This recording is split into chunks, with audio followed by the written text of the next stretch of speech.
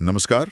आज हम भारत के दो बहुत अहम धार्मिक समुदायों पर बात कर रहे हैं, हिंदू और मुस्लिम। जी। हमारे पास जो स्रोत हैं वो इनकी कुछ मुख्य बातों पर, मान्यताओं पर रोशनी डालते हैं। हाँ, तो देखते हैं इन स्रोतों से क्या खास जानकारी निकल कर आती है। बिल्कुल। और देखिए, ये समझना जरूरी है कि स्रोत बताते हैं भारत की लगभग, आप कह सकते हैं 79 से 80% आबादी हिंदू है। बहुमत। जी, बहुमत। हाँ। और वहीं मुसलमान करीब 14-15%। हाँ। लेकिन ये संख्या भी बहुत बड़ी है, 20 करोड़ से ज्यादा लोग। 20 करोड़। हाँ, मतलब इंडोनेशिया और पाकिस्तान के बाद दुनिया की तीसरी सबसे बड़ी मुस्लिम आबादी भारत में है। अच्छा। हाँ, तो इन दोनों समुदायों का इतिहास, उनकी मौजूदगी, वो भारतीय समाज में मतलब बहुत गहराई तक जुड़ी हुई है। सही बात है। तो पहले हिंदू धर्म की बात करते हैं। स्रोत क्या कहते हैं, मुख्य मान्यताएं। देखिए, स्रोत जो बताते हैं उनमें कुछ मूल सिद्धांत हैं, जैसे कर्म यानी आपके काम और उनका फल। हाँ, कर्म का सिद्धांत। जी।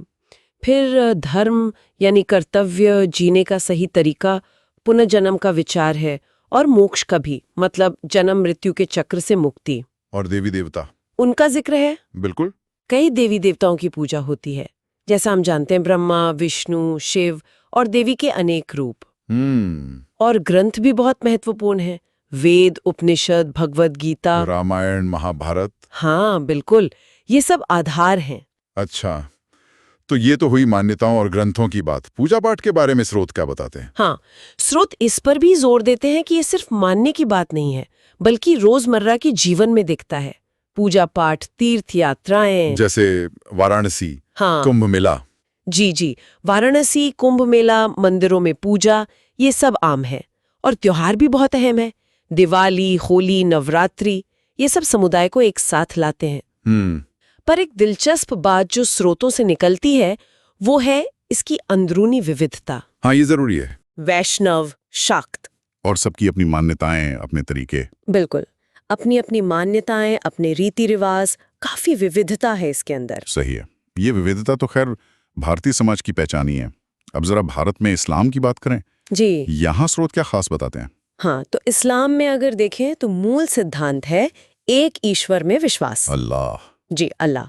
और पैगंबर मोहम्मद को उनका आखिरी रसूल, मतलब अंतिम संदेशवाहक मानना। और पवित्र ग्रंथ? पवित्र किताब कुरान है। और साथ में हदीस, यानी पैगंबर के जो कथन और कार्य हैं, वो भी मार्गदर्शन के लिए बहुत अहम है। अच्छा, और जैसे हिंदू धर्म में कर्म धर्म की बात हुई, इस्लाम में आचरण के लिए क्या मुख्य स्तंभ है? जी, इस्लाम के 5 स्तंभ हैं जो आचरण का आधार माने जाते हैं। स्रोत इनका जिक्र करते हैं। पहला, शहादा यानी आस्था की गवाही देना। फिर सलात यानी दिन में 5 बार नमाज पढ़ना। ज़कात यानी जरूरतमंदों को दान देना। रोजे? हाँ, सोम यानी रमजान के महीने में रोजा रखना। और 5वां, हज यानी अगर संभव हो तो जीवन में एक बार मक्का की तीर्थ यात्रा करना। अच्छा, और त्योहार कौन से प्रमुख है? प्रमुख त्योहारों में ईद उल फित्र है रमजान के बाद, और ईद उल अधा। और जैसे हिंदू धर्म में विविधता की बात हुई, जी क्या इस्लाम में भी ऐसा है? भारत में स्रोत कुछ कहते इस पर? हाँ, बिल्कुल। स्रोत ये भी बताते हैं कि भारत में इस्लाम भी एक जैसा नहीं है। सुन्नी और शिया, ये 2 प्रमुख समुदाय तो हैं ही, जी। लेकिन इनके अलावा भी आप देखेंगे कि क्षेत्रीय संस्कृतियों का और सूफी विचारधाराओं का भी काफी गहरा असर है। तो यहाँ भी विविधता है। आपने सूफी विचारधारा का जिक्र किया। जी स्रोत इस्लाम के भारत आने के इतिहास पर भी कुछ कहते हैं, मतलब ये कब और कैसे हुआ? हाँ, थोड़ा सा ऐतिहासिक संदर्भ भी देते हैं स्रोत। वो बताते हैं कि भारत में मुसलमानों की मौजूदगी कोई नई बात नहीं है, हजारों साल से भी ज्यादा पुरानी है। 1000 साल से ज्यादा? जी, और ये सिर्फ लड़ाई या आक्रमणों से नहीं हुआ। व्यापार के जरिए भी इस्लाम आया, सूफी संत आए जिन्होंने शांति से अपनी बात फैलाई। अच्छा, सूफी संतों का बड़ा रोल रहा। बिल्कुल। और बाद में जाहिर है मुस्लिम शासक भी रहे, जैसे मुगल साम्राज्य। तो ये एक लंबी मिलीजुली कहानी है, सिर्फ एक तरीके से नहीं हुआ। ये एक जटिल और लंबा इतिहास है। सही कहा।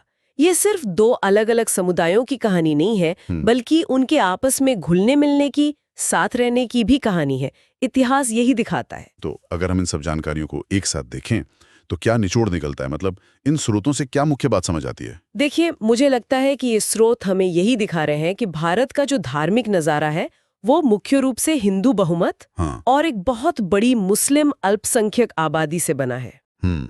और दोनों ही समुदायों की अपनी बहुत गहरी अपनी खास परंपराएं हैं। और जैसा हमने बात की, दोनों के अंदर भी काफी विविधता है। सही है, अपनी अपनी पहचान भी है और अंदरूनी फर्क भी। बिल्कुल। और ये सिर्फ अलग अलग नहीं रहे हैं, सदियों से साथ रहते आए हैं। इसने भारत की संस्कृति पर, कला पर, समाज पर, हर चीज पर अपनी छाप छोड़ी है। तो चलिए श्रोताओं के लिए अंत में एक सवाल छोड़ते हैं। हाँ, जरूर। जैसा कि स्रोतों में हमने देखा, साथ रहने का और अपनी अलग पहचान बनाए रखने का इतना लंबा इतिहास है इन दोनों समुदायों का। जी। तो भविष्य में वो कौन से कारक हो सकते हैं, कौन सी बातें हो सकती हैं जो भारत में इन दोनों समुदायों के बीच के रिश्तों को प्रभावित करेंगी या उन्हें कोई शक्ल देंगी? ये सोचने वाली बात है। इस पर हमारे श्रोता खुद विचार कर सकते हैं।